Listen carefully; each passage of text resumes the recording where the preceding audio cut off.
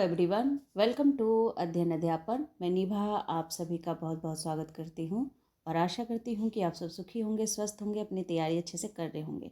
तो देखिए, आज आपका सक्षमता परीक्षा यानी 6 मार्च को मैंने ऑलरेडी एक वीडियो अपलोड कर दिया है। जितने भी प्रश्न मुझे मिले थे मैंने उस पर वीडियो दे दिया है। अगर आपने उसे नहीं देखा है तो ज़रूर देख लीजिए।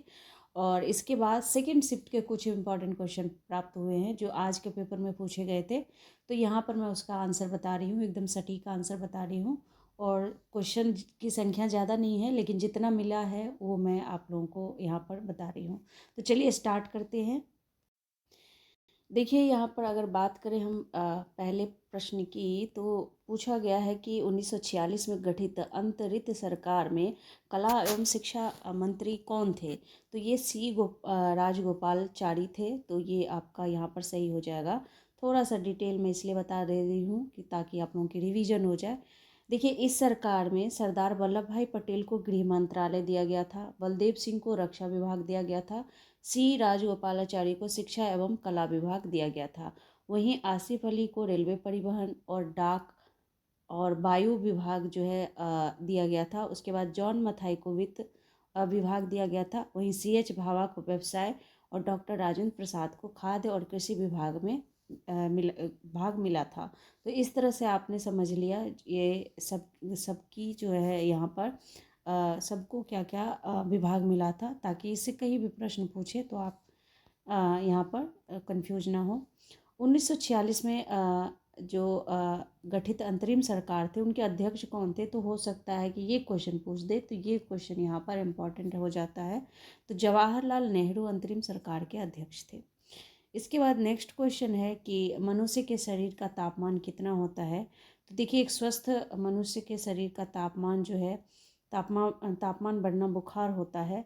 लेकिन अगर सामान्य की बात करें, सामान्य तापमान कितना होना चाहिए, देखिए 98.6 डिग्री फ़ारेनहाइट या आप 37 डिग्री सेल्सियस कह सकते हैं कि इतना होना चाहिए। ठीक है, तो सामान्य तापमान कितना होना चाहिए, 37 डिग्री सेल्सियस या फिर 98.6 डिग्री फ़ारेनहाइट। तो इसके बाद अगर हम बात करें नेक्स्ट क्वेश्चन की, तो तटरक्षक दिवस कब मनाया जाता है। तो दिवस से संबंधित आपका प्रश्न पूछा गया था, 1 फरवरी को मनाया जाता है। वहीं नेक्स्ट क्वेश्चन की बात करें तो किस राजनीतिक नेता ने तीनों गोलमेज सम्मेलन में भाग लिया था।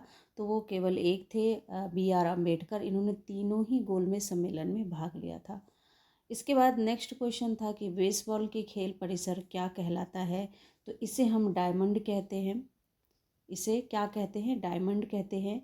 इसके बाद नेक्स्ट क्वेश्चन जो पूछा गया था कि आनंद वन की स्थापना किसने की थी।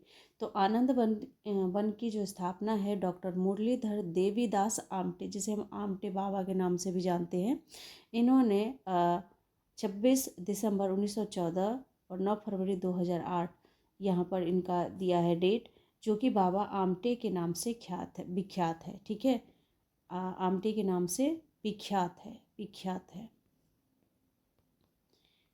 नेक्स्ट क्वेश्चन देखिए, क्वेश्चन था कि इंटरपोल का मुख्यालय कहाँ स्थित है। तो ये है फ्रांस के लियोन में। ठीक है, इसके बाद इसमें थोड़ा सा हम समझ लेते हैं इंटरपोल के बारे में कि इसे हम अंतर्राष्ट्रीय आपराधिक पुलिस संगठन कहते हैं, जिसे आमतौर पर इंटरपोल के नाम से जाना जाता है। एक अंतर्राष्ट्रीय संगठन है जो दुनिया भर में पुलिस सहयोग और अपराध नियंत्रण की सुविधा प्रदान करता है, और इसका मुख्यालय कहाँ है, फ्रांस में है, लियोन में। नेक्स्ट क्वेश्चन आप देख सकते हैं, साइंस से संबंधित था। तो दोलन सिद्धांत किसने दिया था। तो जैक्स चार्ल्स फ्रांकोइट्स स्टर्न ने दिया था। लाल रुधिर कणिकाओं का निर्माण कहाँ होता है। तो ये लाल अस्थि मज्जा में होता है। इसके बाद नेक्स्ट क्वेश्चन है कि सिख धर्म के 5वें गुरु कौन थे। तो ये गुरु अर्जन सिंह थे। ठीक है, और यहाँ पर नेक्स्ट क्वेश्चन गुरु अर्जन होगा यहाँ पे। नेक्स्ट क्वेश्चन है कि दूध में से क्रीम निकालने में कौन सा बल का प्रयोग किया जाता है। तो दूध से क्रीम निकालने हेतु अपकेंद्र बल का कार्य करता है, अपकेंद्र बल लगता है। ठीक है, तो यहाँ पर अपकेंद्र आपका सही आंसर हो जाएगा। कर्मनाशा नदी गंगा में मिलती है, तो बिहार में कहाँ मिलती है। तो चौसा बक्सर में। कर्मनाशा नदी यूपी के सोनभद्र, चंदौली, वाराणसी और गाजीपुर से होकर बहती है और चौसा प्रखंड के पास गंगा में मिल जाती है और इस नदी की लंबाई करीब 192 किलोमीटर है। इसके बाद नेक्स्ट क्वेश्चन है कि अशोक सम्राट ने अपने शासन के किस वर्ष कलिंग युद्ध किया था, तो ये 9वें वर्ष में किया था। इसके बाद ईवीएम का फुल फॉर्म पूछा था, तो इलेक्ट्रॉनिक वोटिंग मशीन इसे कहते हैं। इसके बाद बीपीसीएल का फुल फॉर्म भी पूछा था, तो Bharat petroleum corporation limited.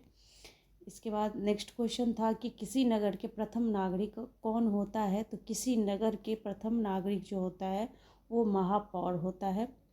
Bhorghat दर्रा कहाँ पर स्थित है, तो ये है महाराष्ट्र में। इसके बाद नेक्स्ट क्वेश्चन देखिए, बिहार विधान परिषद के प्रथम अध्यक्ष कौन थे, तो राजीव रंजन प्रसाद। विद्युत का सर्वोत्तम चालक कौन सा है, तो चांदी है। इसके बाद नेक्स्ट क्वेश्चन है कि मुंडा जनजाति कहाँ पाई जाती है, तो देखिए ये मुख्यतः झारखंड के छोटा नागपुर क्षेत्र में पाया जाता है। इसके बाद अगर हम और यहाँ पर थोड़ा सा इसके बारे में पढ़ लें कि मुंडा भारत की एक जनजाति है जो मुख्य रूप से झारखंड के छोटा नागपुर क्षेत्र में निवास करता है और झारखंड के अलावा ये बिहार, पश्चिम बंगाल, उड़ीसा आदि भारतीय राज्यों में भी रहते हैं। इनकी भाषा क्या है, मुंडारी ऑस्ट्रो एशियाटिक परिवार की एक प्रमुख भाषा है। उनका भोजन मुख्य रूप से धान, मड़ुआ, मक्का, जंगल के फल फूल और कंदमूल है। तो ये छोटा सा रिवीजन था इसके लिए। इसके बाद नेक्स्ट क्वेश्चन देखिए कि संविधान के किस भाग में पंचायती राज व्यवस्था के प्रावधान है, तो ये है भाग 9। तो इसमें हम थोड़ा सा पढ़ लेते हैं कि संविधान के भाग 9 में पंचायती राज से संबंधित प्रावधान लागू किए गए हैं और 73वें संविधान संशोधन 1992 ने संविधान में एक नया भाग 9 जोड़ा था। ठीक है। इसके बाद नेक्स्ट क्वेश्चन था कि डॉक्टरी सहायता चिन्ह क्या होता है, तो रेड क्रॉस होता है, जो आप देखते होंगे ऐसे प्लस का निशान होता है। राज्य का वास्तविक कार्यपालिका प्रधान कौन होता है, तो ये वास्तविक होता है मुख्यमंत्री। अब देखिए ये आप राज्यपाल देखेंगे यहाँ पर तो कंफ्यूज मत होइए, इसीलिए मैं थोड़ा सा यहाँ पर आपको बता देती हूँ इसके बारे में कि कब आपको राज्यपाल लगाना है, कब मुख्यमंत्री लगाना है। देखिए राज्य का जो वास्तविक प्रधान होता है वो राज्य का मुख्यमंत्री होता है। संविधान के अनुसार राज्य का वैधानिक अर्थात संवैधानिक प्रधान राज्य का राज्यपाल होता है। तो जब संवैधानिक लगा हो ना प्रधान, तो राज्य का राज्यपाल होता है। ठीक है। लेकिन वास्तविक शासन अगर आ जाए वास्तविक, तब हम मुख्यमंत्री वहाँ पर टिक करेंगे। ठीक है। और वह व्यवहार में राज्य के शासन को संचालित करता है। तो अब मुझे उम्मीद है कि आपको ये कंसेप्ट क्लियर हो गया होगा। बिहार में प्रथम राष्ट्रपति शासन कब लगा था, तो 1968 में लगा था। इसके बाद नेक्स्ट क्वेश्चन है कि साइटोलॉजी में अध्ययन किसका होता है, तो कोशिका का होता है, सेल का होता है। विश्व का प्रथम लोकतांत्रिक गणराज्य कौन सा है, तो देखिए दुनिया का प्राचीनतम और पहला गणराज्य जो है ये आपका वैशाली है, और लिच्छवी भी अगर दिया हो तो चलेगा। तो यहाँ पर देखिए इसे वैशाली गणराज्य के नाम से जाना जाता है। वैशाली नगर वज्जी महाजनपद की राजधानी थी। यह क्षेत्र अपने गणतांत्रिक मूल्यों और प्रभावों के कारण जाना जाता था। वैशाली में गणतंत्र या गणराज्य की स्थापना लिच्छवियों द्वारा की गई थी। तो ये आपका यहाँ से हो गया गणराज्य के बारे में।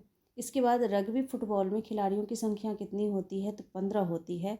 रग्बी प्रति टीम 15 खिलाड़ियों के साथ बनाई जाती है, जिसमें 8 खिलाड़ी कड़ी स्पर्धा में होते हैं और 7 खिलाड़ी पूरे मैदान में बिखरे होते हैं, जिन्हें बैक कहा जाता है। इसके बाद नेक्स्ट क्वेश्चन था कि सार्क संगठन की स्थापना कब हुई थी, तो 1985 में हुई थी। और सार्क में कौन कौन सा देश शामिल है उसे भी देख लेते हैं। तो देखिए सार्क में बांग्लादेश, भूटान, भारत, मालदीव, नेपाल, श्रीलंका और पाकिस्तान शामिल है। तो ये कुछ महत्वपूर्ण प्रश्न थे। इतने प्रश्न मुझे प्राप्त हुए हैं और यहाँ पर मैं उम्मीद करती हूँ कि आप लोगों को सारे क्वेश्चन जो है अच्छे से समझ आ गए होंगे।